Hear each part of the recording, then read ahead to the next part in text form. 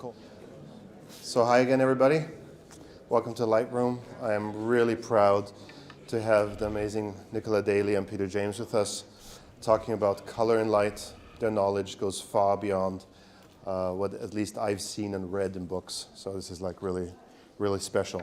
So to kick this thing off, we thought we'd start talking about that white actually is a color.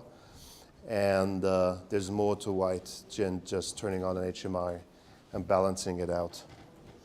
Yeah, so starting from there, Peter, we were talking about some pictures you presented for us to get that ready. So maybe we talk about some images about painters and what you see in white and why white is not just white. Yeah. Hi everybody. Sorry I'm running a bit late. I just got the swatch book, and I think you've all got some swatch books.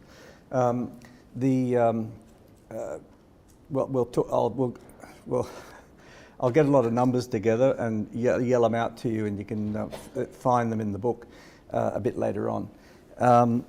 It's one of those, when you're picking colours, you've got to sit down and be calm and really concentrate on doing it. And I haven't been calm enough this morning to do this, so hopefully I'll get it right. Yes, I first met Ray Crook, who's an Australian painter, and I did a film called The Irishman up in North Queensland in 1977.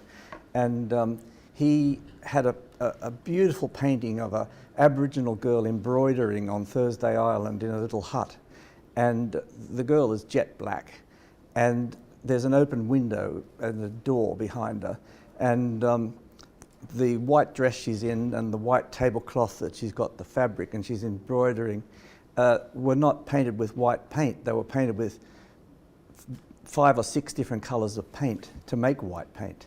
So I thought this got me thinking about coloured light, and also in that film I shot the whole film. I shot it on AGFA film, and I shot the stop was T12.5. I remember it. We did it. The whole film we shot at 12.5, and inside and outside. So the in the interiors, exteriors I had an ND3 on, 85 N3, and then the interiors I had just an 85 on. And it was a slow film stock, like a 64 ASA. And the feeling was that the outside was always the correct exposure. And the end result of that was fantastic, because it gave you a feeling that the exterior was always there to keep you company. If an Englishman had photographed it, he would have burnt out the windows and doors. But I see the outside as part of our environment, and it's very much part of where we live, and it locates us. So I didn't want it to burn out, and which meant I had to light all the interiors up to an exterior stock. So that was a lot of work. But as a result, the lighting is quite bold and contrasty and gutsy, and but that got me thinking about coloured light to make white light, and I knew you could do this in the theatre by using red, blue and green to make white. If you do it in the right combination, I thought, well, why not use cyan, magenta, yellow, use the whole spectrum, use the whole colour wheel. You all know the colour wheel, where things are against one another in the colour wheel. And that, and with the swatch book, you've got a colour wheel. So you can create your own palette and create your own colours.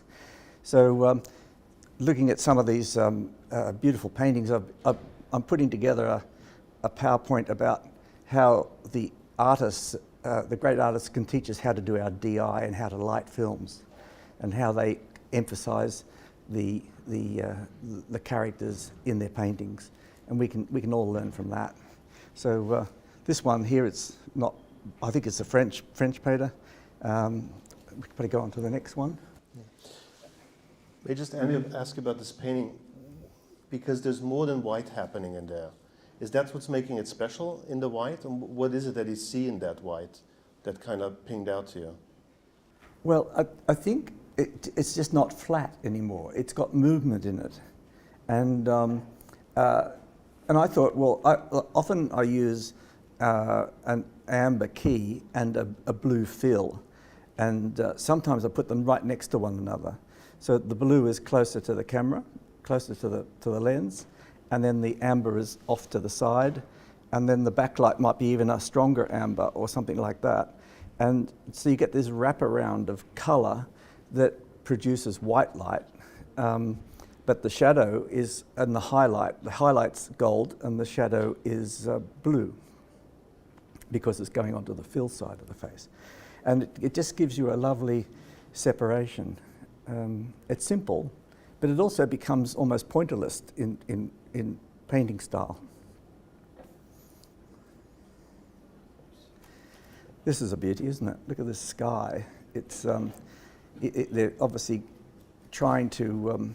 It's a cloudy sky, but it's at twilight or dawn or something. It's very subtle, and the ice is taking on the blues and greens in the depth in the shadows, and the water, the little bit of water in there is reflecting the sky. I think this is a Canadian painting. I went to the National Gallery there and got some really good white references at that gallery. But huge contrast with whatever they are, and what are they, horses or caribou or something? I don't know. Are they horses? Yeah, horses, I think. But you were talking about contrast in whites. Isn't it sometimes interesting, like for the eye, white is only white because you have something dark, and the other way around? So like the white's only white because you got the dark horses there. So it's not only the color, but also the contrast. Yeah, you have to build that into your shots the same way as the sunflowers are only that particularly yellow because of the blue that they're against. And who's that? It's Van Gogh, isn't it? The sunflowers. Everybody says, "Oh, isn't that a great yellow?" And you think, well, it's just an ordinary yellow. It's a great blue. It's the blue that makes the yellow so fucking great. It really pops. It really makes you sit up and pay attention. So it's how the harmonics of two colours together work. And I think Nicola's going to talk about Matisse and a couple of other people with it's how you combine your colours that's important. That's why this is very important to be very calm when you make your colour choice, because you've got not frazzled like I am right now. You're going into a very heady space when you start to play with colour, and you've got to know what you're doing. You can't just put on any old colour. It's got to be equal and opposite often in colour value, and otherwise you'll end up with a nightclub lighting. Everything's going to end up with bright magenta, blue, lavender. Nicola, when you prep films, and because like Peter was saying right now, it's something actually you have to do in piece beforehand.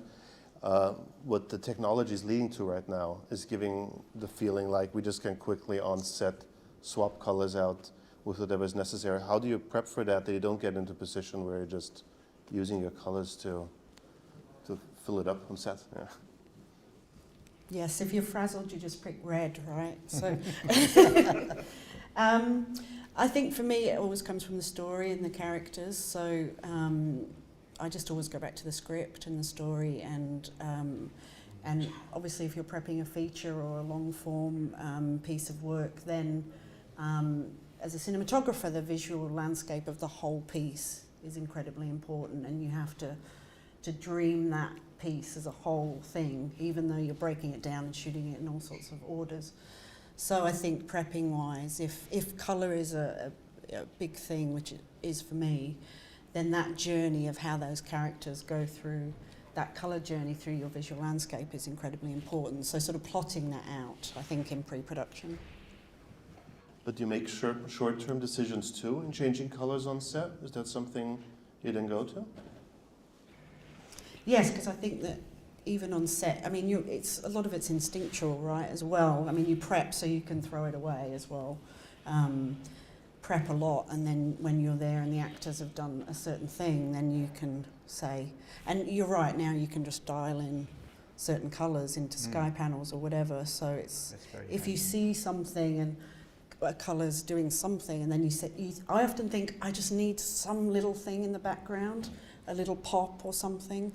And so that kind of thing, when you look at the frame as a whole and you think that it just needs a little bounce off, as if the sunlight is coming in and bouncing off the floor, hitting the wooden furniture, and that glow.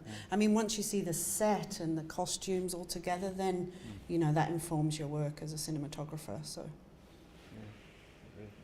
Peter, do you do that when you decide your palette for a film, and then you come on the set and you have the feeling something's missing? Do you then have a reference in your colors that you know, well, I'll go to this color because it fits, or is that something you do impulsively on the set too? Normally, I spend a lot of time in pre-production, like a lot, even if they don't pay me. And this last film I did, they didn't have the money to pay me for the time I wanted to spend in pre-production. I wanted to see every location. I wanted to be with the production designer and the wardrobe and the makeup people as much as possible, so that I was available to them to talk about. It was a film about ladies in 1959 in a department store in Sydney, and it was very much about their wardrobe and the art direction and the makeup and the lipsticks. Like, I've never seen so many different coloured lipsticks. We tested every fucking lipstick. It was fantastic. And even in the DI, we did a pass just for the lipstick, because when you do your general corrections, the fuchsia can go orange with an orange correction on the light. So, you know, I wanted to make sure it was true to the characters of the girls who were wearing the lipsticks. So it was down to that sort of detail, and as a result, the film's pretty well seamless. It's you know, it works really well. But I generally don't all of a sudden say, oh, have you got the special lavender, or you got that rose-coloured gel. It's nice with the new lights that you can actually change them, that's very handy. But generally, I pick a palette for the film, and I stay within the palette. I have gels selected, and we'll get into this a bit as we go along, so that the gaffer's got them on the truck. You can't afford to carry this, you know, like this is millions of dollars worth of gel, you know. And as it is, we do go through a lot of gel. You go through thousands of dollars worth of gel on a film. We try and make them on frames, and the cardinal rule is that every frame has to be numbered. Every colour, every diffusion frame, it has to be numbered, otherwise it's not on the set. Even a cut piece has to be a little cut piece for an inky dinky or a small light. It has to be numbered. And usually they put on it what light it's cut for. It's cut for a 5K or it's cut for a baby, so that the electricians know. A very tidy, organised gel department makes for a very happy running cinematographer and gaffer. It's good to have a gel boy. So let's continue here. Yeah, again, we sort of get through these. This is another Canadian picture, the group of 7. If any Canadians here will know them. They did the most extraordinary work in the Canadian wilderness. And but look at the colours. Can we zoom into the snow and just look at the tilt down a bit? Yeah, good. Look at the greens and magentas, and you know, I don't know what you're seeing up there, but you know, it's not just white, you know, and that's what gives it that depth and that life. It's really spectacular. Okay, next one. And exactly the same thing again. But look at the shadow detail and the amber and the weak sunlight, and where they've walked, they've changed the colour of the snow to make a little track, which is rather clever, painting wise. And then he's added a warm colour over there on the left, just to offset the blues, I suppose, of the shadows. So it makes it very interesting composition. When you look at this image, is there a color, or what do you think the eye attracts first to pinpoint into the direction that you want the audience to look? Do you use that? Yeah, well, the eye normally goes to the brightest thing in the frame. That's what, you know, our eyes are trained to do that.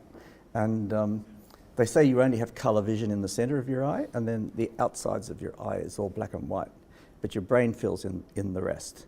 And I'd like to know more about that. That's an interesting the brain fills in an awful amount of detail. But again, it's using the blue in the shadows that makes that white snow glow even more. If it had just been grey, it wouldn't have had the warmth to the snow and the warmth to the sunlight, that weak winter sun. That it's the blue, like the sunflowers, that is giving the sunlight the look. Again, very subtle. But again, it's all done with textures. The smooth road is done, and the rough, it's been ploughed.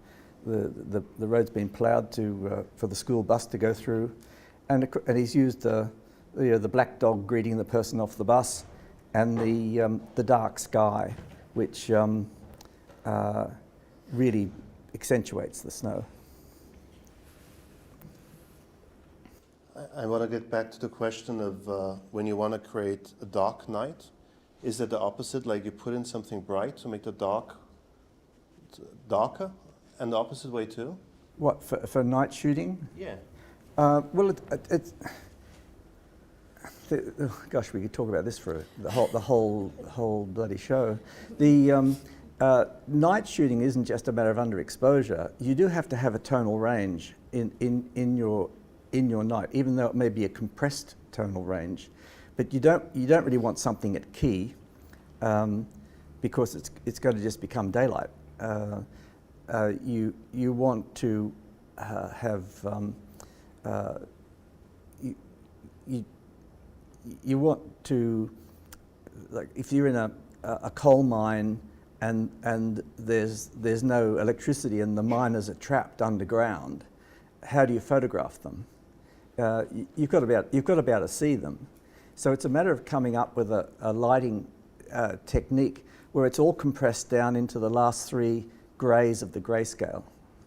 And you may ask wardrobe not to give you white shirts, or they wouldn't have white shirts underground anyway. But you know, but if it was a plane crash and they were stuck at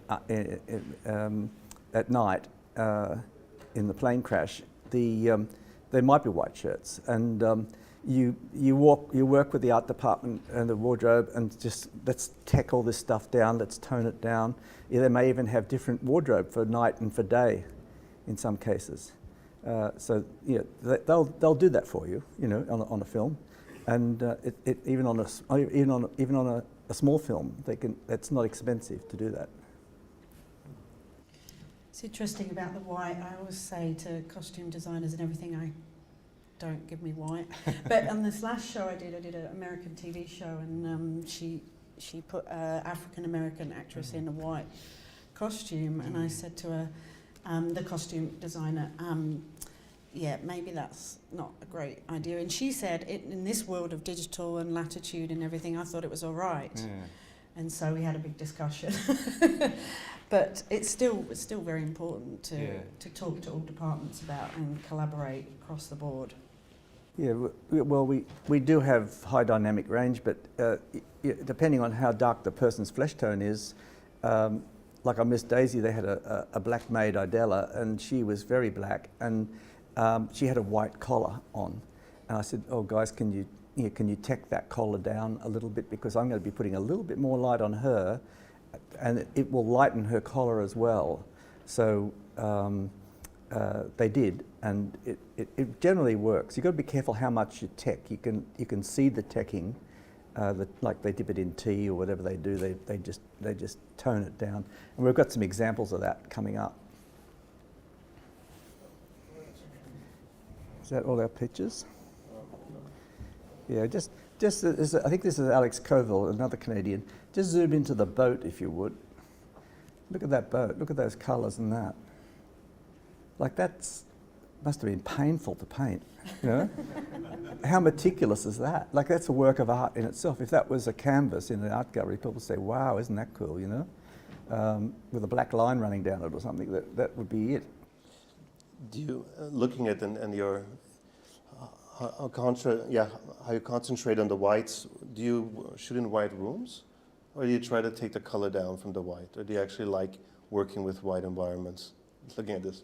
I prefer not to have a white room because it doesn't take colour, it just becomes overexposed. There's a colour called, what's the one I use? White duck. I like white duck. It's a Dulux colour. And it's a grey, but it'll take on lots of colour. It'll because it's just off. It's like the first grey on the grayscale. It's almost a stop off white. And if you paint a whole room that colour, it looks like a white room.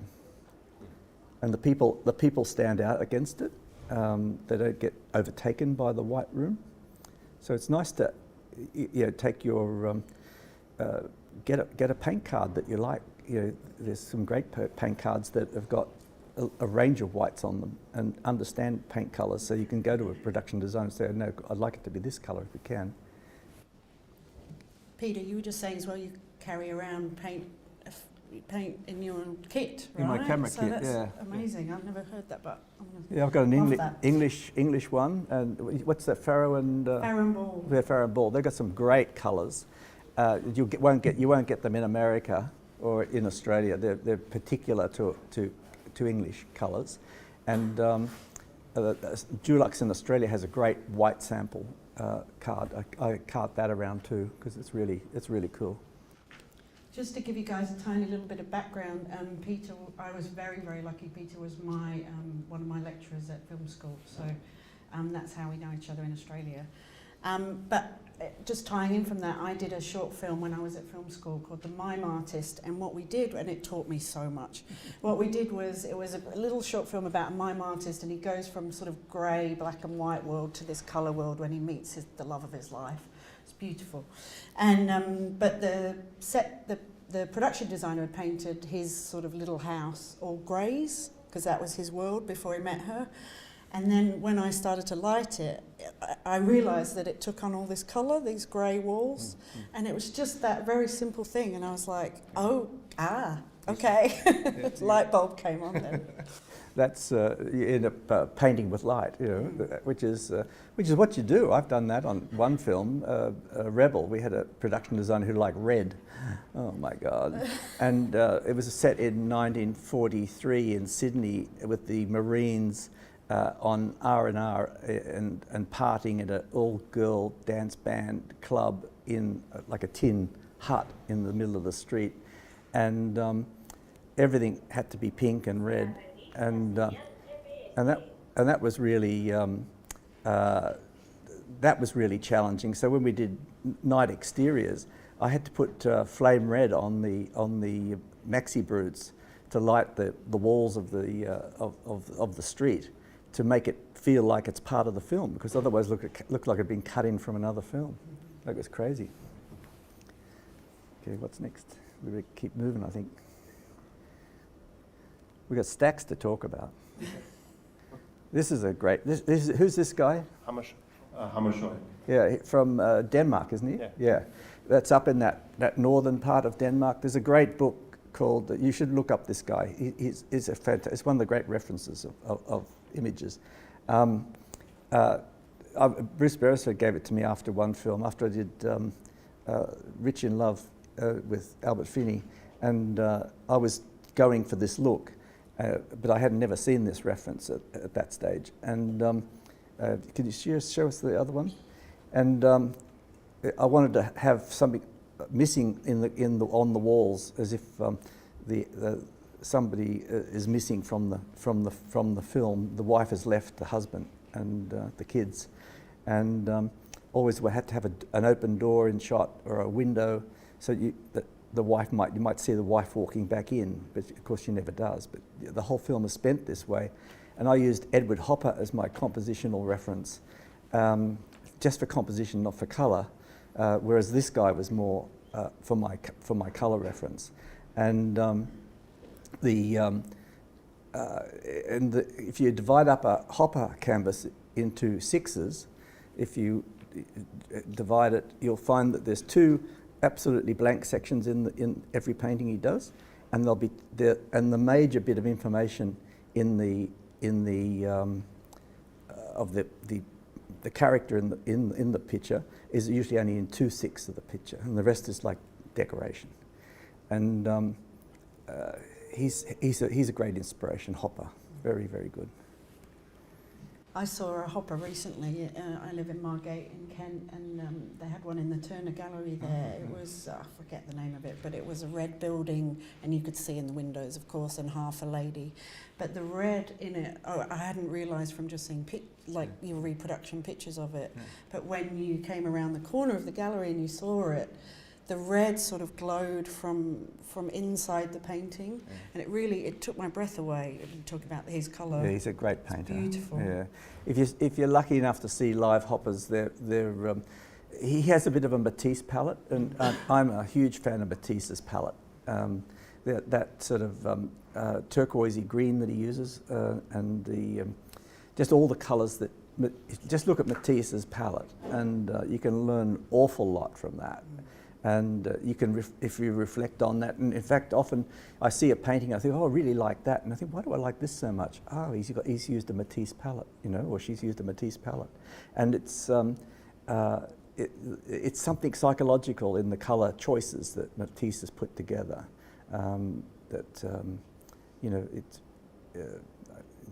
quite a few people do use that Matisse palette. There's an abstract painter from America. He uses it too. I can't think of his name now. Brilliant stuff. Am & Hammer Museum has a lot of his work. I might come. Jakob, can you bring up that Matisse? I think it's in my folder. Just while Peter brings up Matisse, we'll bring up this picture. Is it just called Matisse, I think? Studio. Yeah. This, I wanted to put this one in because I think for me this is a fascinating Matisse painting called The Red Studio. I don't know if you guys have seen this, but it's like 1911, I think. But in real life, his studio was grey.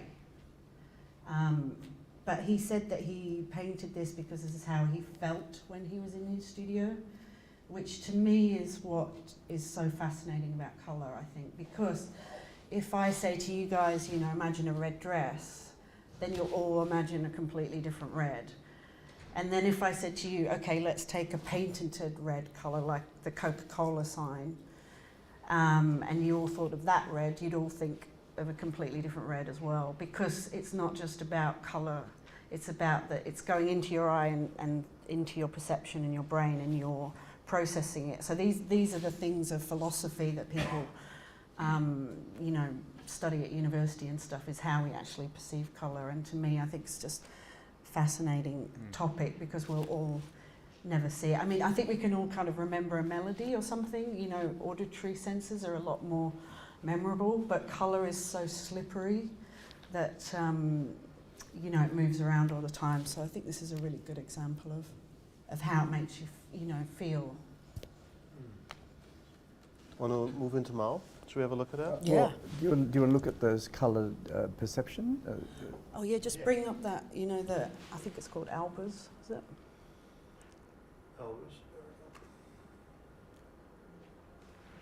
This is a good example of that I was just talking about, and it's what Peter was touching on before about colour perception and colour contrast, and it's all about what colour goes next to which colour, and if it's complementary or if it's contrasting. And I think when you look at this, I looked at this in a book, and I was like, okay, and the book said, how many colours are here? I don't know if you guys, if you want to. Two? Anybody else? Three? Yeah, it's three. The crosses are the same colour, which you can tell by the bit down the bottom as they join.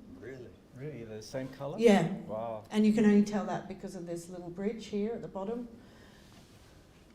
Oh yeah. So I looked at that for ages in a book, and I was like, three? That's wrong. But it's true, because the crosses are on the background colour, it changes them.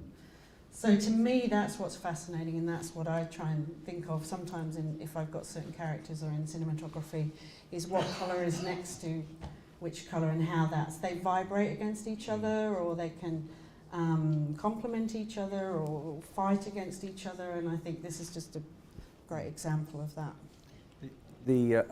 I was first aware of harmonic colours when I was out in at a dog fence in western New South Wales, and we're out there with this guy whose job was to have a bulldozer to move the red sandhill off the dog fence. That's all he does, is move the red sand with a bulldozer.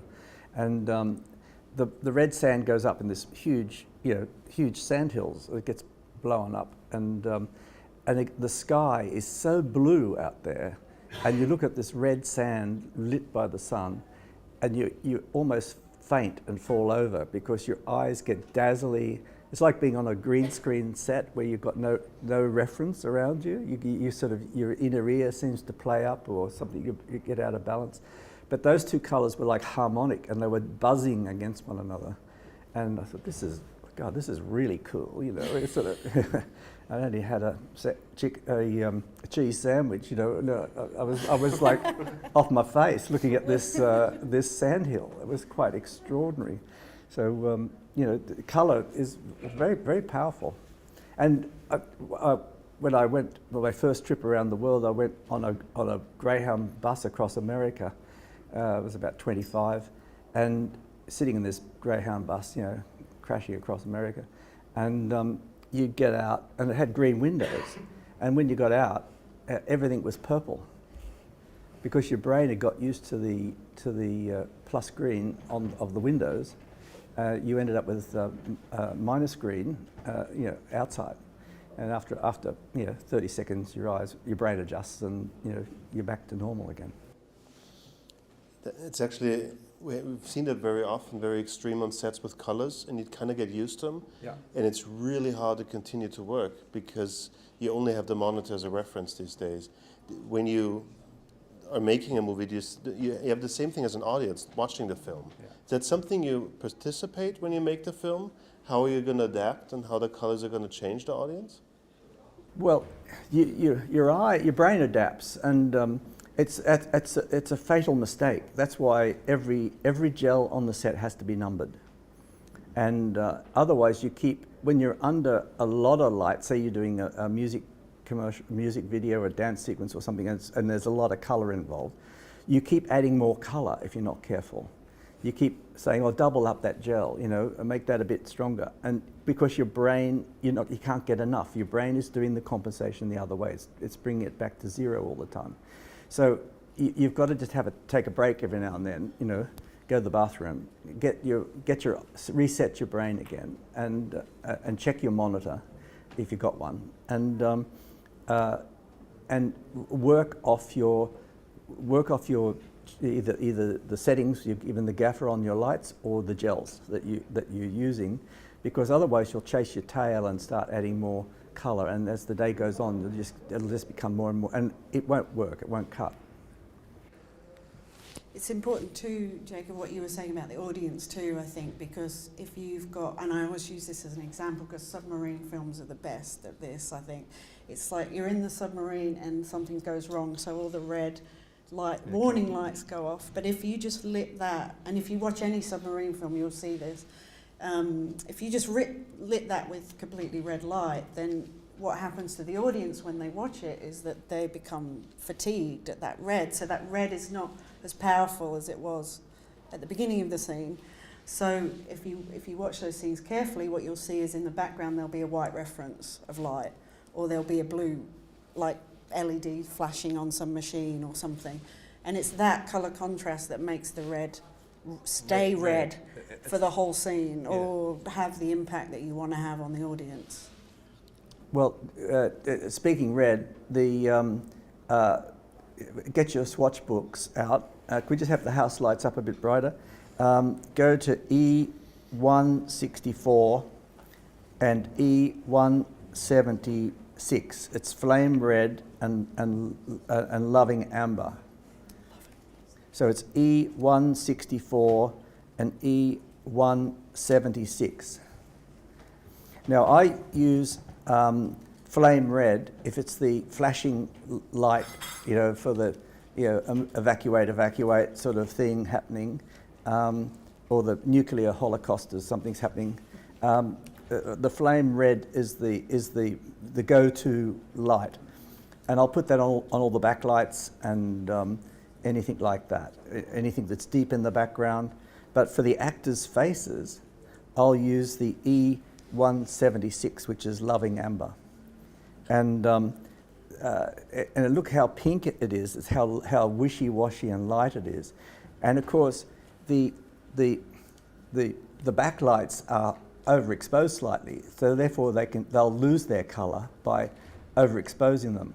But the flesh tone light on the actor, you may have them underexposed a bit because you don't want them fully at key. You know, you might want them, you know, just a cross light or something, but you want the red light to be the more urgent thing in the composition. So when you underexpose the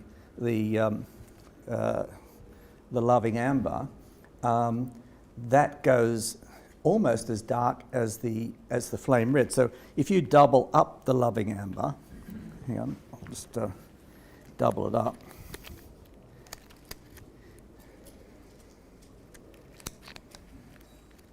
See, it's not.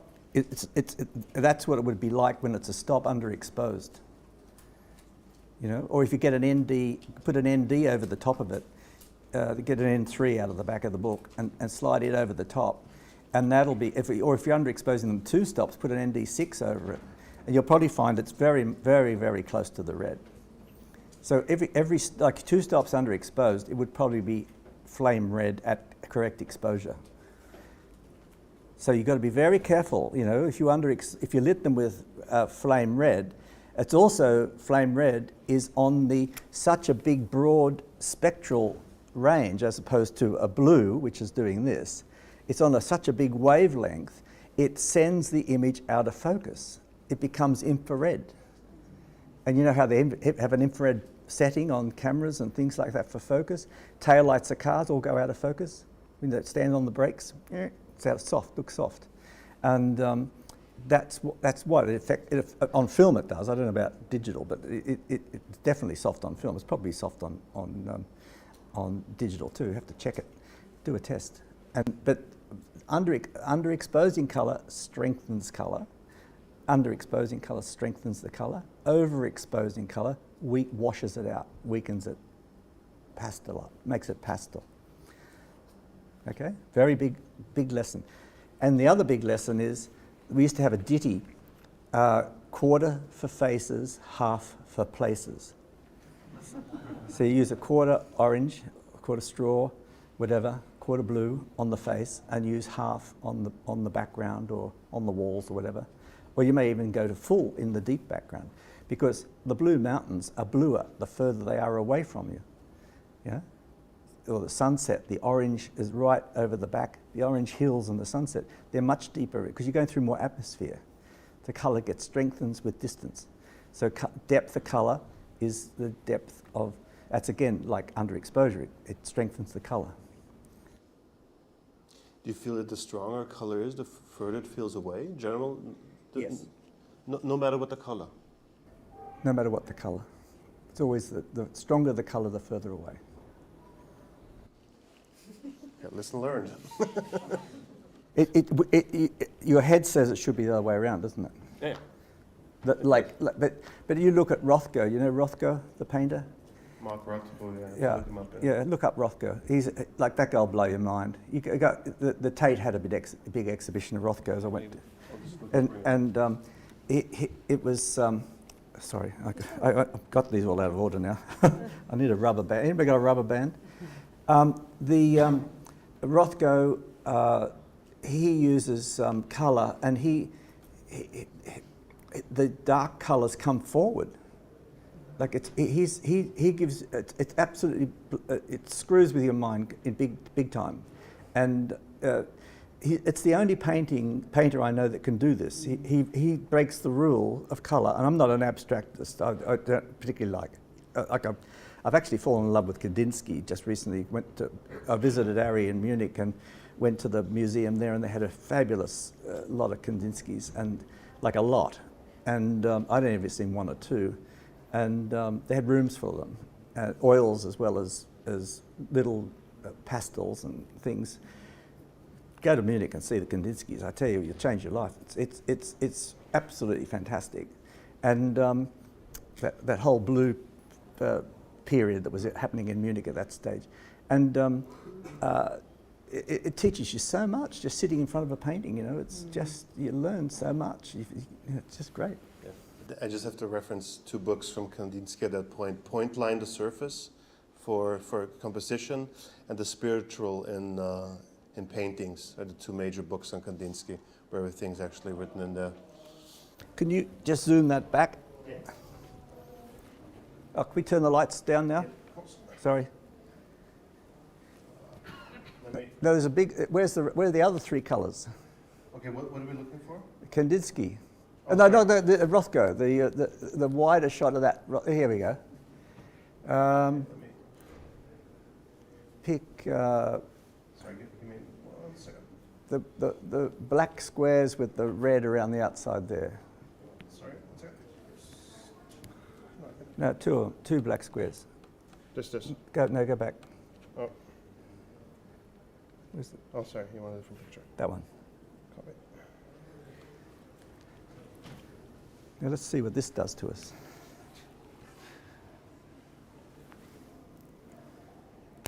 Can you get rid of all the background? Yes, sir. 1 second.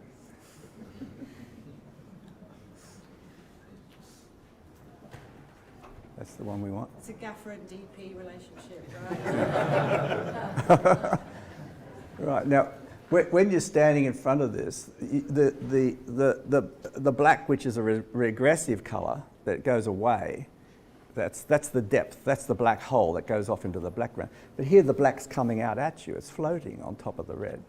He does this all the time. You think, you know, if you shadow a foreground or shadow something, you know, it's going to pull it down and make it recessive. But seeing his work live is a real treat, I must say. And it can't be too bright a room. They've got to be at a certain lighting level. I saw some Aboriginal paintings recently, and a friend had them in the house, and it was almost primary colours like this. And it did the Rothko. It reversed the depth perception, which is like this is very sophisticated stuff. You know, not everybody gets this stuff. You're really on the top artistic level looking at this stuff. He even refused to go into exhibitions if he didn't get the right lux on the picture and the room. Exactly. The paintings don't work. Yeah. Just while we're talking about Kandinsky as well, I mean, he had that whole, obviously he's got a colour theory, but he's got the shapes are his big thing as well. And I don't know if you guys have seen or went to the Storaro talk where he's talking about his new lights, and he's got that triangle LED light, which he talks about pushing the light out, punching. I mean, it's not a mistake that that's a triangle, right? Kandinsky believed that triangles should be yellow because they were energetic and they pushed out from the paintings that he did. So it's not only colour, what colour's next to which colour, what shape the colour is, and it's all that kind of interaction of colour that's so important. It's a bit like saying, you know, if you knew spelling, you know, you can't kind of understand poetry just because you know spelling. If you can identify colour, doesn't mean you understand art. It's the interaction of the colours. It's the essence of cinematography, isn't it? Not only the technical side. Cool. So, we do mouse now? Okay. Yeah. I'm not really ready for this, but could you help me with this? Yeah. I normally have all these. I normally get the gaffer to cut up the gels for me. Once we've had this week of discussion about what colour we're going to use, we then arrive at the palette for the film. And I must say I try and get a different palette for every film, but I don't. And I have certain colours that I absolutely love. 102, the deep amber, the peacock, and the 2 lavenders, the bright and the dark. And then there's, I did a film, Double Jeopardy with Tommy Lee Jones and Ashley Judd, and we had to do Mardi Gras, so I did the 102 and the, so you might find 102 in there. we might as well do that now while we're here. Yeah, 102 light amber, and the peacock blue is E115, and I used loving amber because it's my go-to red, and I think that was it for that film. What were the color? What are the colours of Mardi Gras? Who's from New Orleans? It's a gold. Oh, there's a blue, isn't there? Purpley blue. There's a purple. Sorry, it wasn't. I didn't use loving amber. It was a. That was on some. Loving amber was like an accent colour coming out of clubs and doorways and things like that. Because we also had a girl with a red umbrella in the film, so that he was following, and it's a mistaken identity thing happening in the chase sequence. But it's a deep lavender, E170, and if you take E136 and double it up, you'll get E170. That's not a mistake. That's science. That's designed that way. So if you don't know whether you're going to need E170, because it is a very strong colour, you might just get a roll of E136, and you can always double it up if you want to. Or if you can also put a bit of magenta on it, if you've got plus magenta, like plus minus green, or because you'll have that on your truck. And you might also want to put some a full blue with it. So you've got a full blue and a 136. So that will screw around things a bit and give you a much more. They'll produce even like a third and a fourth colour. So that was double jeopardy. But we were talking about something else. Oh, the Mao and the Whites. Mao, yeah. I did this film in China. You might just show them the classroom just to get the feeling, and we shot it on film. And I wanted it to look. We might dim the lights a little bit now. If everybody you all see your swatches. This classroom, we built this classroom and out in a rice field, and I think there's like 3 6Ks coming in, and there's some kino flows above the windows extending the light into the room, but there's no fill on anything. And I think I had blue on the kino flows, and it was winter time. There's a little fire going in the set, and there was a little bit of smoke just leaking out of the fire. So that was quite nice. The kino flows had daylight tubes, and you added some blue onto top of them, Yeah. to the HMIs. Yeah. HMIs were clean. HMIs were clean. They had frames on them, but they didn't get all the way into the room. So. We had to hide them behind the columns because the HMIs and frames are big, so they do get in the way. But we were getting these shots, just rattle through these. There's a lot more detail in the exterior, and I wanted detail in the exterior. They were dirty windows, but in the DI I could actually see outside, so I could see the rice fields in the distance outside, which I wanted. I didn't want to not see the exterior because otherwise we could have been in the studio. Where the blackboard is, we could remove that and we could put cameras in there behind it to get the other shots. So that was pretty clever. Herbert Pinter, our designer, made it so we could just take the blackboard away and have 2 cameras behind the blackboard photographing and still have the teacher in the foreground, because the set was made out of clay bricks, so they couldn't move any walls, but they could move the blackboard. And this whole sequence is really lovely, and I wanted to make it grainy, and I wanted to make it look like it was an old documentary footage from about 1952. And I saw it on TV, and I thought, wow, this is cool. The blacks are cyan blue, and the highlights and the whites are magenta, slightly magenta to red. And so in the DI, I did that. I made that as like a LUT in the DI, and we overlaid that. And we also shot it as half frame. We only used half of the 35mm frame, and I did a framing leader, and that became our when they transferred the dailies, they just blew it up to that area. I underexposed it over a stop and a half because I wasn't. I wanted to push it a stop and underexpose it a stop, but I wasn't trusting the lab in China, so I just underexposed it. And then I pushed it in the DI, and it brought out the grain and the texture. Looks awesome. If you get to see it projected in a theatre where you can see all the grain and stuff, it's very, very painterly, and it dances. The grain dances, that's the lovely thing about film, is it's like pointillism. It's got every little dot is a different colour, and you know, for people like us who love colour, you love film, and you look at those Canadian paintings of the side of the boat. It's all those little dots. That's what film does. So just skip through these. And then we'll just go on to the dancing.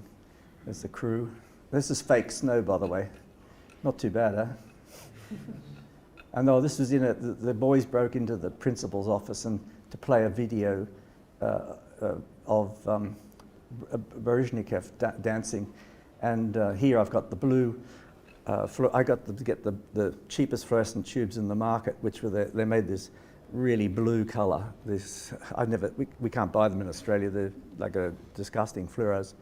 And I put them. I said to Reggie, my gaffer, I said put them right through the corridors. And so that's the light from the corridors. This shocking, mismatched coloured blue fluorescent light. We just got one light bulb that's lighting the whole scene. It's so interesting because the windows are so black, and we're so used to, or how we standard-wise do films blue through the windows. Yeah. It feels like turned around here, yeah? Yeah. I didn't want it to be, I wanted it to be very covert, because if they got caught doing this, they would be in big trouble. They're in the official ballet school in Beijing, and they would have been thrown out, and they probably would have been penalised somehow or other. So it was a great tension with these marks and all the leaders looking down on them. Yeah. So here we are. This really should be darker. Can you make that darker? This was a day for night sequence, and it was a big room, and it was scheduled for night time. And I said, "Oh God, it would have taken all night to shoot it, and plus I would have had to light it." And so I said to them, "Oh man, this is going to kill us if we do this." And we're in this high school, which is way like it's an hour out of Beijing, an old school that they shut down. We'd taken over, and Herbert had put in a dance floor in this place because all the ballet dancers had to dance on sprung floors, otherwise they'd break their legs. And so that's a special floor he made. And he found that Mao painting behind the auditorium curtains, so that was a nice find. And so what I did is I left the windows open on the side and kept them out of shot. And in fact, in the film we get one window in, which I Roscoe scrimmed down and put a bit of half 85 on it to make it not so blue. And then behind those doors there, I put a 10K with double 85 on it, and put cut a shadow on it, and that was it. And we lit it, and we were lit in 5 minutes, and we shot the whole ballet sequence in normal time, and it goes on for quite a long time. This boy's doing split jumps in the air, and he's failing, and eventually the master sees him, comes in, and walks over and have a long conversation about you really should be in bed, and it was done very simply and very effectively in a day for night situation. What always strikes me is because as a gaffer I always come in actually when we're shooting, and I always feel that lighting is done beforehand, like you already created everything that's necessary to make it magical. Like just when you look at the picture, just the way the highlights pop up here. That's just natural. That's the windows doing that. Yeah, it's just the window. Do you sometimes work with reflectivity on objects that you know already it's going to be dark, so you're just going to try to make it more reflective, so it's going to pick up more? Is that something you talk about beforehand? Oh yeah, with the production design, it's nice to talk about. Sometimes you want a semi-gloss or a finish on something that just to make it a bit more interesting. I get together with the production designer about that, and what was the film we saw just recently that they had the film, the Polanski film that was running at the festival. The set paintings of that is probably the best set paintings I've ever seen in a film. The painting was just spectacular. If you get a chance to see it, it's worth it just to see it. Oh, it's a beautiful film, but it's worth it just to see it for the painting. Any comment on paints? No. Yeah, but painting's really, really important, and as you see, you don't want to like that. The Polanski film, there's no white rooms in that. It's all dark greens and really heavy greys, and it looks fabulous. That was it we had in the That's it. Okay, so go to the dancing, the ballet stuff now. Now this is a shithouse photograph. I'm sorry. Apologies. I was busy. I didn't have time to photograph stuff. And this is Giselle, and they're doing this dance for Madame Mao. And Madame Mao is not impressed at all. She hates it, in fact, and says you've got to come up with something new. And so they're all coming out. They come out in these old peasant costumes and all that sort of stuff. And it's a standard backing. They've unravelled. And but this is not lit with white light. It's lit with a whole stack of gels. There's 6 gel. There's no white light on this at all. There's 6 colours in the gels. They might just bring up the swatch book light. Oh, thank you. And for ease of sorting it out. Now, just thinking, what would you if you had to use 6 gels to make white light? What colours would you use? How would you go about this? Yeah, you could use primary and all primary complementary primaries, yeah, but they're very deep colours. Like a primary blue is 47 gel, which is that's like a 47, or it's darker than a medium blue, which is a 132. It's probably more. It's almost as.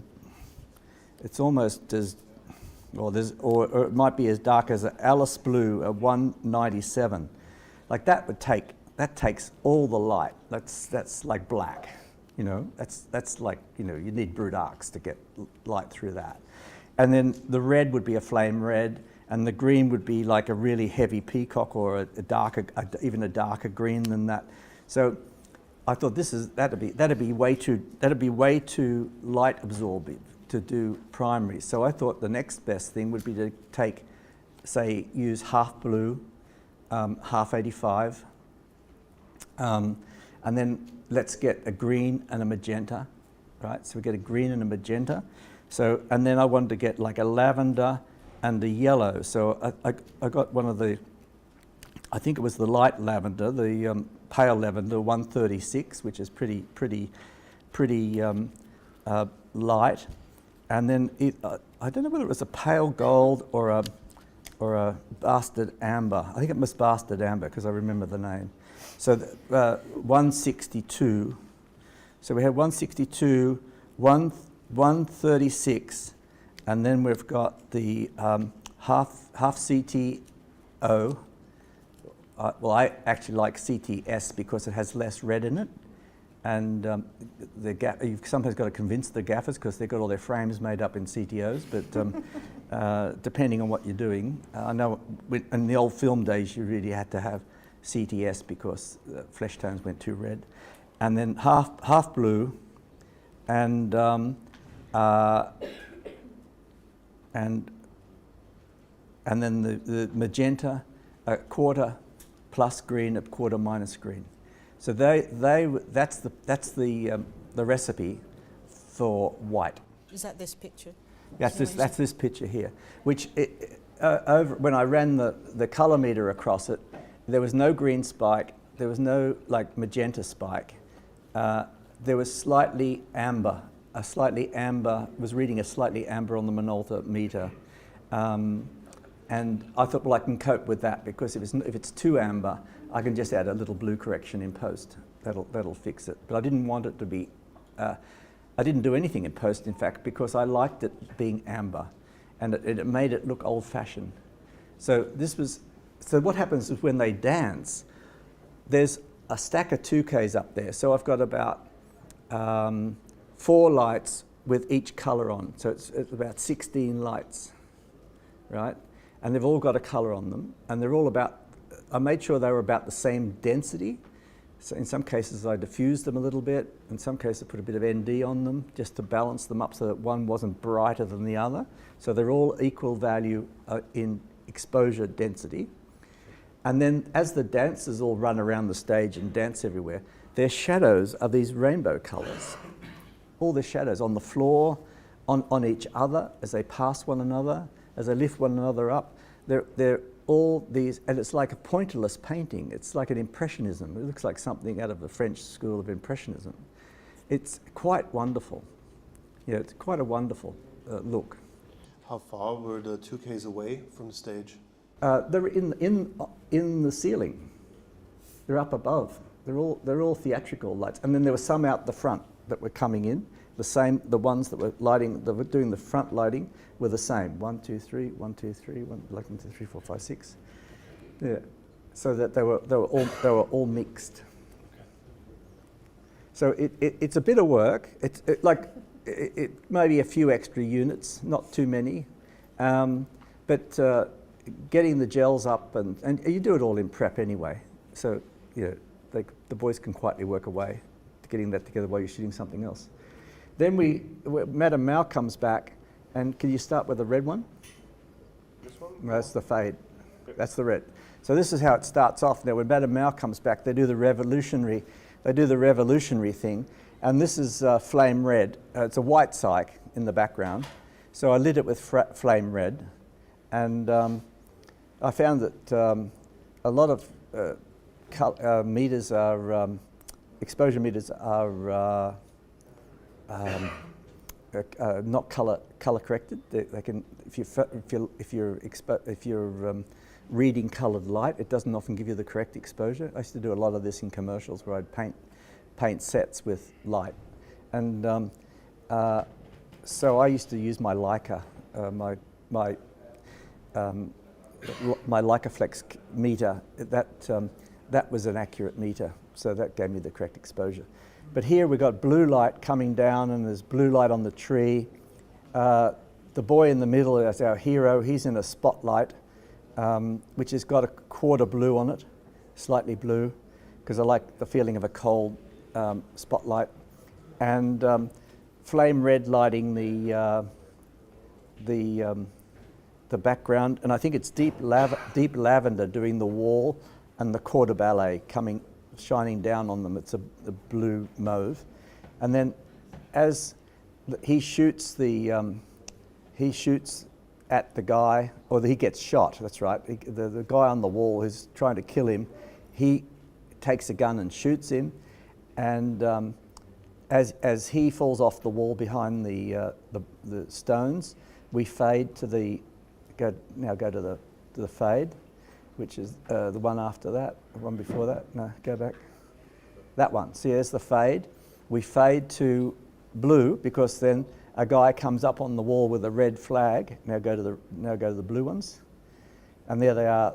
There's the ballet, and we fade off the blue light that's lighting the ballet, and replace it with white light, and that white light also lights the red flags, and the blue is like a heavy medium blue or something. I can't remember the number we used on that one. I think it was medium blue, 132, and the ballet do this heroic victory dance, and of course Madame Mao thinks it's absolutely the bee's knees and loves it. I think the mic doesn't work. Gone off. And then just clip onto the other one, which is the rider spring. Battery. Now, if you're thinking about those pastel colours, in the swatch book there's a cosmetic section around 184. It really pays you to become, sit on the toilet and look at swatch books. Leave it next to your toilet, because it's a very contemplative thing, and get used to them, get used to where things are in the swatch book.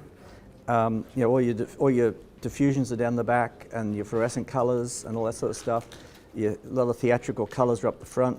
But those cosmetic colours, they're expensive, but they're very nice colours. They really are nice colours, and you can put them together to make white light too. So what you should do is pull out the equal and opposite colours and put them together and produce white light. It'll produce an ND. If I had more time, I'd get into that. But I did a commercial for Campbell's Soup, and it was all these chefs in a kitchen. It was out at the Ryde Film School, and it was a stainless steel kitchen. And there's these big chefs, big fat guys with big white hats, all pleated and so on. So I put a wall of a 20 by 10 silk up, diffusion, and then behind it I had 5K with a full blue on it, 2K with a full orange on it, 5K with a full blue, 2K, 5K, 2K, down, all the way down. That's it. No fill light, and I put some smoke in, because they were making Campbell's soup, and there was soup, some smoke coming up from the soup, and steam, and looked amazing, because all these guys, they're all blocking one another and walking around and doing stuff, and the stainless steel, and the stainless steel had blue and amber in it. Their pleats and their hat were all blue and amber. It was so painterly. The client went absolutely, lost it. They just loved it. They absolutely loved it. It was so rich and warm and cozy, and like an old painting. It had come to life, and that produced. I had to use the 5K for the blue light, because why would I have to do that? Shorter wavelength absorbs more light, whereas the amber doesn't absorb as much light. It transmits more light. Should we move on to Pincushion? Have a look at Nicola's trailer and then go from there? Yeah, that'd be great. Nicola shot an amazing film, also has a lot to do with light, and she used... You know what, I won't talk about it, you can. We'll have a look at the trailer for it. It was a film I did a couple of years ago, and it went to Venice Film Festival in 2017. Where are you from? I don't know. I was abandoned as a baby, and this old hunchback lady found me in the forest and looked after me. The bells, the bells, the bells. She loved me and raised me, and then one day she walked me to the edge of the forest and set me free. Today's the day I get to meet my new friends.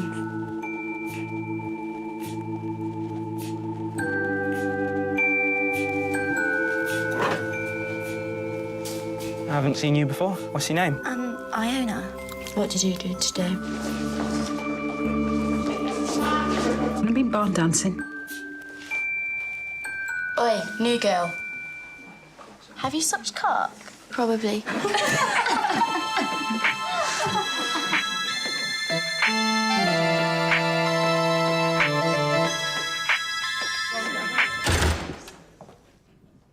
I'm Lynn.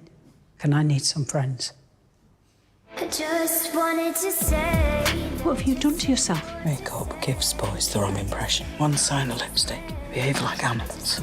Iona! I just didn't know what to say.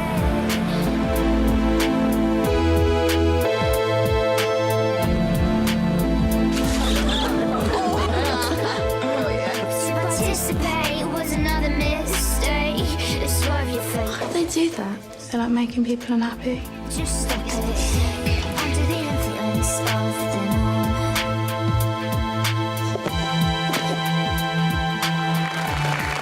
Don't worry, we'll take care of you.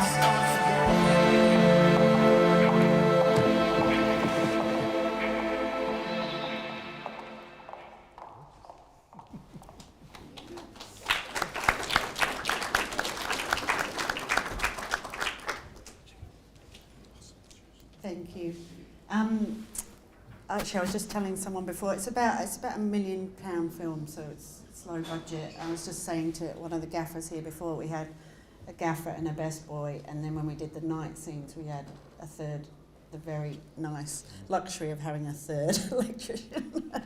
So it was pretty low. Yeah, exactly. Can you just bring up the photos from in Pincushion? Yeah.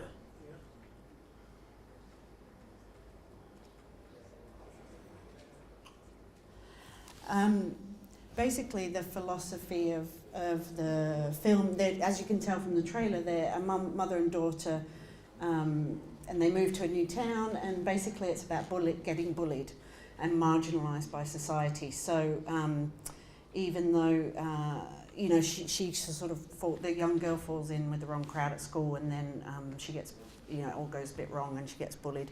But the mother also gets bullied because she's a hunchback. So it's about, you know, not just being at high school. So what I wanted to do is I wanted colour to be a major theme throughout the film. And because the characters throughout the film get sort of twisted and marginalised and pulled this way and that way, I wanted to use contrasting colours in a lot of the scenes. Like this, for example, this one is, you know, party scene. So blue and red were a major theme. But can you go to the next one? And throughout the film, there's these fantasy sequences.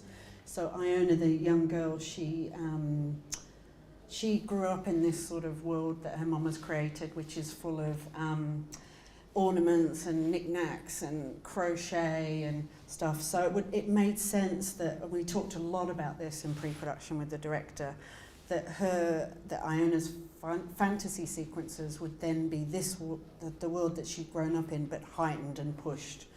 So the fantasy sequences are completely out there, and I used the very unfashionable star filters to to highlight that. As you saw at the end of the trailer, when the girls walk away, there's all that sort of glittery backlight going on.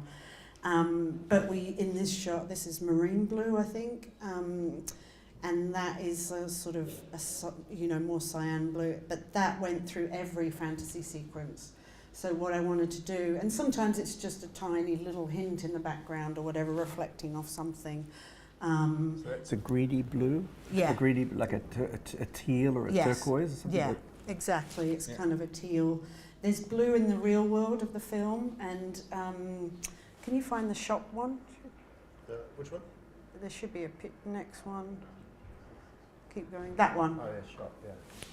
Yeah, so this is the real world, this is not a fantasy sequence. And I was saying to Peter earlier that what I did for these shots and this location was, instead of colouring the lights, I put an 80A filter on the camera. So that's a filter, as you guys probably know, that used to be used for colour correction in film days. But I wanted to use that, and I use the 85 sometimes as well for warmer scenes. And what camera did you shoot on? Alexa. So digital. So yes, I wanted to use the old colour correction filters in another way, just as coloured filters.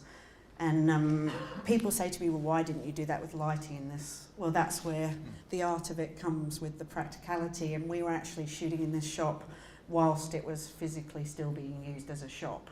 So people were coming and buying their milk while we were trying to make this film. So that was, but it just made all the, I mean, it's daylight coming in the windows, obviously you can see at the back, and then all the mixture that you would get in a corner shop of all the weird fridge lights and the overhead lights I kept on. So why did you do it? Why did you make the supermarket blue? Because I always think the only thing that's white is your bathroom mirror and your the supermarket.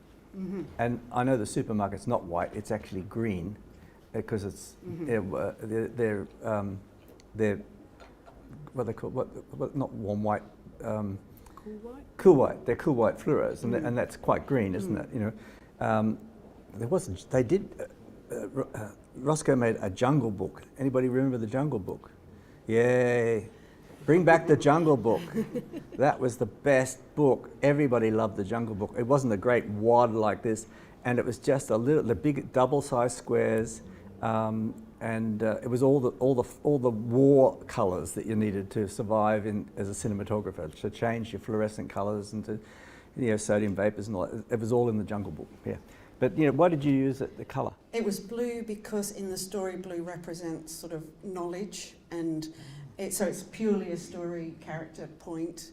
And the shop is where she meets the boy for the first time, and the mum later on, she goes in the shop and something else happens. And it's the same colour then? Yeah, it's exactly the same colour then. So it's kind of a bit dangerous and it's a bit dangerous. knowledgeable. It's kind of things are just, they learn things that... It's edgy. Yeah, things are going to go wrong. Right. So it's a slippery slope to go down to when you try to reference colors to something. But if you do it in a film and you have a scene where something happens that's strong and you add a color, it actually then sticks to the scene, right? Is that the way you did it here too? Yes, exactly. I think as long as it's consistent to the world and you, with your director and production designer, that you've set up the world consistent to that world, which this is, every time you go there, it's this colour. And then when we go to the fantasy sequences, this blue goes to the marine blue, so it gets twisted. A big reference, can you go, there's William Eccleston. Yeah. I think they're in that folder. A big reference to the film was, you guys know William Eccleston's photography. So what I loved about his photography, these ones, yeah. So he takes, there's a lot of photography under mixed lighting, but he also sort of twists colours. Can you go to the next one? Yeah. That's great. Yeah. So because the characters in Pincushion were twisted and marginalised and pushed aside, then, I thought, why don't we take the colours and twist them? So I don't know if you guys remember in the trailer, there's, can you go to the next one? There's, they're sitting at the dining table, and there's, that's all right, Jacob, just go to the William Eccleston, no, just go to the William Eccleston one, just scroll down to next one, That's great. That one. Yeah. So this is a big thing for him. Is the dress yellow? Is it green? Is it mixed? It's got some blue in the shadows of the yellow. It's actually a yellow dress, I think. But he's photographing it under certain light and mixing, they're all mixing and twisted. So I took that idea from Eccleston and put it in, as an inspiration into Pincushion.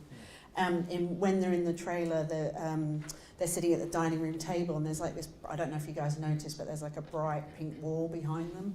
That was probably the strongest colour I've ever photographed. Very strong. Yeah, and in the actual film it's green at the beginning, and then the mum decides to paint it this bright sort of cerise, I think. And then later on in the film, when things are even worse, we put tungsten light on it, and then it goes crazy. Yeah. But what was really important in Pincushion was that collaboration between the production designer and myself and the director. So we tested all those colours. We painted swatches in the actual location and then lit them and then said, okay, that one. The gym where they're in is yellow with a stripe round it, and it's got marine blue in the background. So we tested all those yellows and made sure they were correct. What fun, huh? Yeah. When you have walls painted so extreme, do you then decide which units you're going to use, tungsten or daylight, depending on the wavelength from the colors that you actually have in the room? Or is it just simply what's the most convenient? Well, for the pink one, we tested them under, because we knew we had night practically lit lamps, because it was kind of like a dining room. So, but we knew that scene was because it's a dining room, they're in there a lot, so it was under both daylight and tungsten conditions. And that's the way you choose the color then? You checked both colors and saw what one would be best? Yeah, if we have enough time. Have we got time to see the trailer again? Sure. Would you like to see the trailer again? Now that you've spoke? Yeah? You got a question? Yeah, when you were in the superstore, or whatever it's called in English. Yeah, the shop. Why did you choose to do it with a filter on set and not do it in grade? It was just a filter over the camera? Because I was taught by people like Peter, and I trained on film. So I want the film to look like I want it to look, so I want to light it like that way, and do it in camera, and then when I get to the grade I want to just enhance it a little bit. I don't want to create the look in the grade, because I think it's to do with planning and the character journey that we talked about, so I think it's important to make. Also, I think the directors look at it and edit it for a long time, don't they? So they get used to a certain thing. That's very important. So Deborah looked at the icy blue for a long time while she edited. So I think that's important, because when they edit all the pictures together, you know, that colour journey comes throughout the whole thing. So it's good that they edit it like that. It was really funny, actually. A very good friend of mine is a news cameraman, and he went to see Pincushion on the big screen, and I said, when he came out, he said, I said, did you like it? And he said, oh yeah, I loved it, but there's something wrong with the lighting in that shop. So it was quite funny. And I said to him, it's nothing to do with reality, John, you know, it's to do with the story. He was like, yeah, I'm just trying to be funny. So. But that is a good point that you make. The directors they look at it with the editor all the time, and the editor dicks around with it on the Avid and other whatever they're cutting on, and they think, oh well, the editor puts their $2 worth in and says, oh well, no, we'll make it a bit greener or make it pinker, and then you get the film back and you grade it, and you must grade your own work. If you're a DP, you have to grade your work, because you're the only one who knows what the thing's going to look like. And then you show it to them, and they say, oh, I didn't think it was going to be, you know, that blue or that dark. And it's mostly the dark thing, because when you used to shoot on film, you didn't shoot it at, you know, 4 stops under, because you'd have no negative to print, and it'll just be a ball of grain. And the same way with digital, you can't shoot at 4 stops under. It's going to be just a bundle of grain. It'll be just noise. And so you've got to take that extra step in the final grading, and the producer often comes back and says, "Oh, I've tested this film and it worked really well, and now you've made it all dark. Nobody will like it, and all that sort of stuff." So you get a lot of flack over this stuff, and you've got to stand your ground and be a bit ballsy and stamp your foot and insist that you know, we discussed this, and they've got to know going in, and when you screen it to them, you just say, don't forget it's going to be darker finally. Or sometimes you can get with the editor and say, look, would you mind just, you know, knocking this all down a little bit for this screening, just so that it's going to be more like it's going to be, so that people get used to it. So you've got to do a lot of psychological work as well. Not only psychological work to get the gear and get the lenses and to do the deal with the rental company and get the gaffer you need and all that sort of stuff, but you've got to do it at the end with the editor and the producer. Cinematography is as much about politics, right, as it is about all the technical and the arts side of it. It's managing a team and managing people and relationships and stuff, so it's a big deal. Can you just I'll just make one more point about Pincushion, and there's a picture where she's in the bath, in the Pincushion fold. What's that one? So the one with the, just go back to, we'll talk about this one first.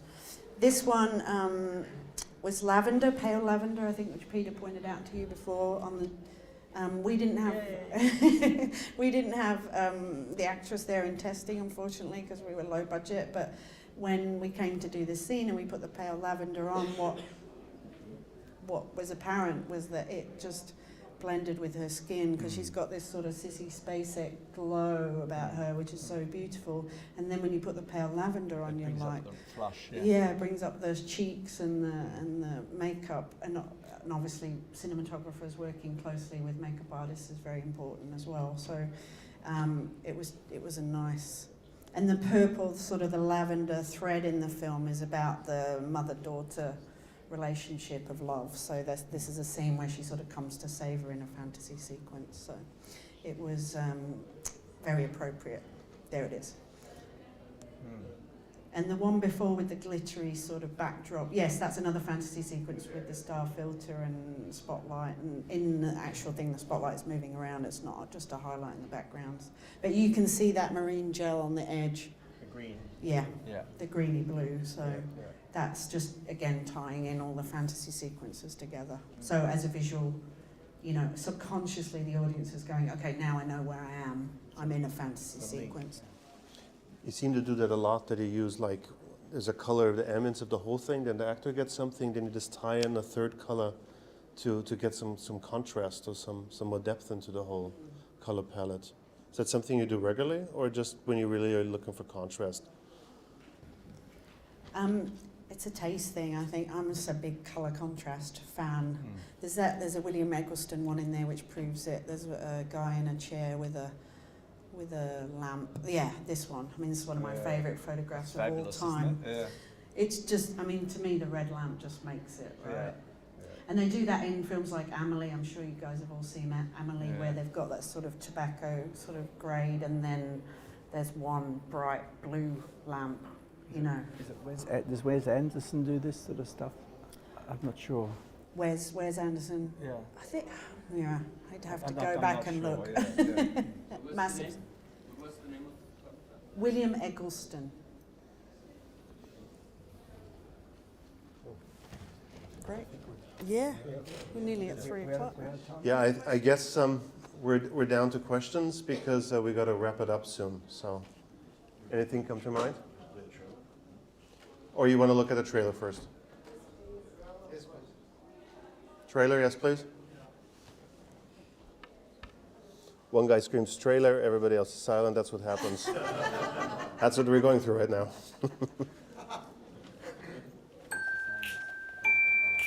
Where are you from? I don't know. I was abandoned as a baby, and this old hunchback lady found me in the forest and looked after me. The bells, the bells, the bells. She loved me and raised me, and then one day she walked me to the edge of the forest and set me free. Today's the day I get to meet my new friends.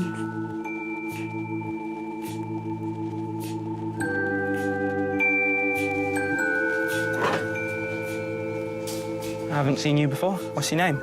Iona. What did you do today? I've been bar dancing. There's the pink. Oi, new girl. Have you sucked cock? Probably.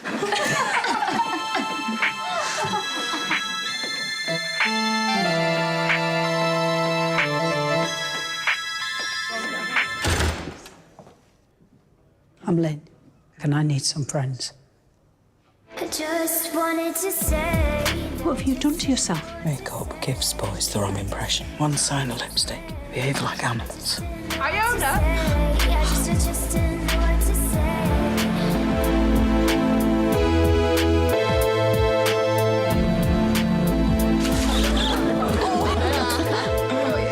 Participate was another mistake.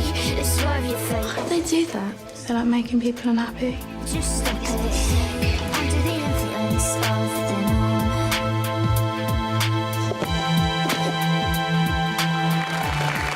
Don't worry, we'll take care of you.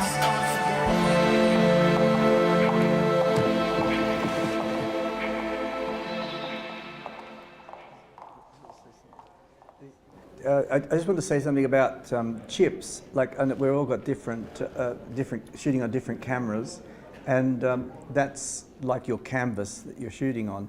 But not all chips are the same, and the color rendering of the chip is not the same.